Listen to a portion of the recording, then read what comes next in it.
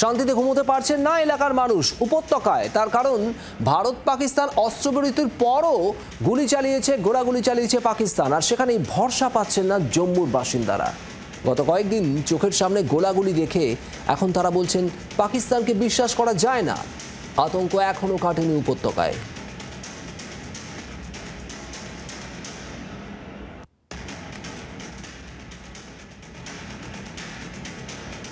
আমার আপনার বাড়ির সামনে যেমনটা হয় ঠিক সেরকমই জম্মু শহরের একটি জায়গায় আমরা দাঁড়িয়ে রয়েছি, যেখানে দেখতে পাচ্ছেন প্রভু কুটিয়া, শ্রী মঙ্গত রামচন্দ্র চাড্ডা এবং তাদের পরিবারের অন্যান্যদের নাম এবং প্লট নম্বর 304A।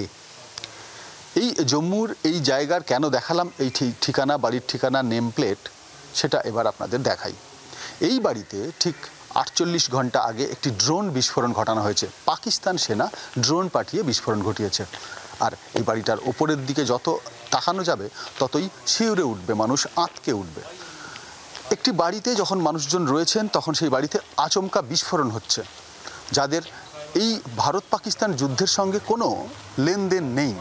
এখান থেকে পাকিস্তানের সীমা প্রায় 10-15 কিলোমিটার দূরে। আর এরকমই ড্রোন প্রত্যেক দিন পাকিস্তান পাঠাচ্ছিল শয়ে শয়ে।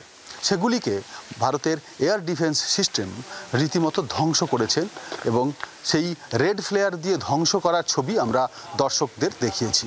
जब ये विस्फोट हुआ तब आप यही थे? हाँ, सुबह में अंदर ही थी। हमारा तो वो ऊपर से नीचे आ गया ना, लेंटर होल हो गया। हाँ, होल हो गया अंदर से। इन्होंने सीज फायर किया, जम्मू में कुछ नहीं हुआ, बाकी जगहों में हुआ। आपने भी देख रहे हो, न्यूज़ पढ़ी होगी आपने भी, आपकी न्यूज़ आई हुई। खरा रात को कितनी घंटे गोलाबारी हुई है जोड़ियों में, 6 जोड़ियों में, अखनूर में, ऊपर ट्राइन में।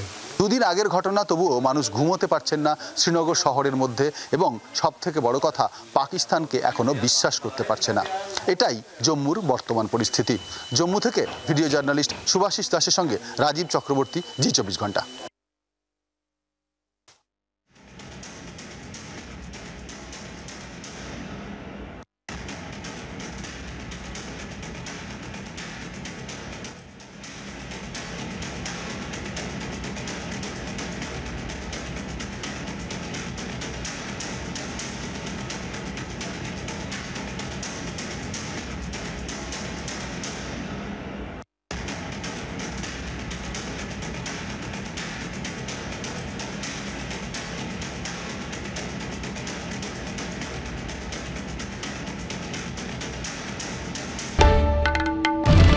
বাংলার আওয়াজ, বাঙালির আবেগ, জি 24 ঘন্টা।